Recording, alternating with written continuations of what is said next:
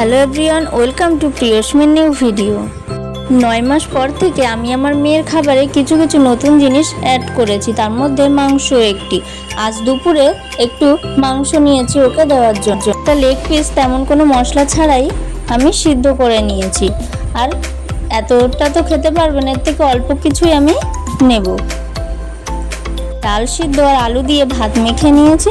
আর এই যে মেয়েকে নিয়ে চলে এসেছি খাওয়ানোর জন্য। জানালার পাশে বসে এভাবে কত কিছু দেখানোর পরে তারপরে গল্প করে খাওয়াতে পারবো।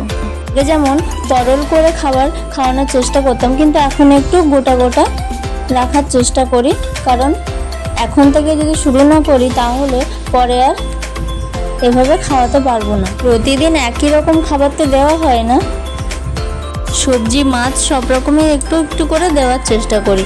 প্রথম 2-1 দিন খাইয়ে দেখে নিজে সেই জিনিসটা খাওয়ার পর তার কোনো সমস্যা হচ্ছে কি না। যদি তেমন কোনো সমস্যা না থাকে তাহলে অল্প অল্প করে দিয়ে এখন থেকে অভ্যাস করানোর চেষ্টা করছি। আজ মাংস নিয়েছি খাওয়ানোর জন্য, কিন্তু সব তো খেতে পারবে না, খেলা করবে আর মজাই করবে নিয়ে, আর সারা গায়ে মেখে বসে থাকবে। সকালে, দুপুরে আর রাত্রে আমি 3 বার একটু ভারী খাবার দেওয়ার চেষ্টা করি, তারপরে আর অন্য টাইমে হালকা কিছু দিয়ে থাকি। ফর্মুলা মিল্কও একটু খায় আর ব্রেস্ট ফিডও করে। মাংসের টেস্টটা একটু ভালো লাগছে মনে হয়, সেই জন্য নিজে নিয়েই খাওয়ার চেষ্টা করছে। এই দুপুরবেলা খাওয়াতে আমার অনেক সময় লেগে যায়। কত কিছু দেখানোর পরে, গল্প করার পরে তারপরে আমি খাবারটা খাওয়াতে পারি। মাংসটা খাওয়ার চেষ্টা করছে, কিন্তু খেতে তো পারছে না।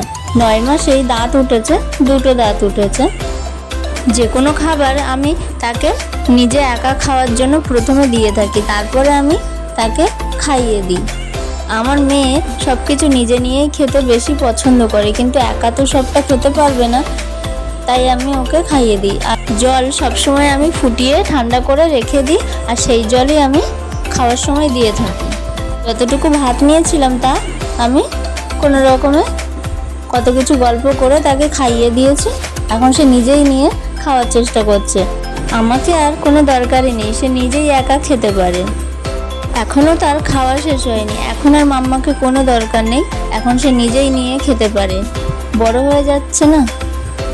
এত ভালো মেয়ে আমি কোথায় পাবো? কত শান্তভাবে একা একা বসে খাচ্ছে, কোনো ঝামেলা ছাড়াই।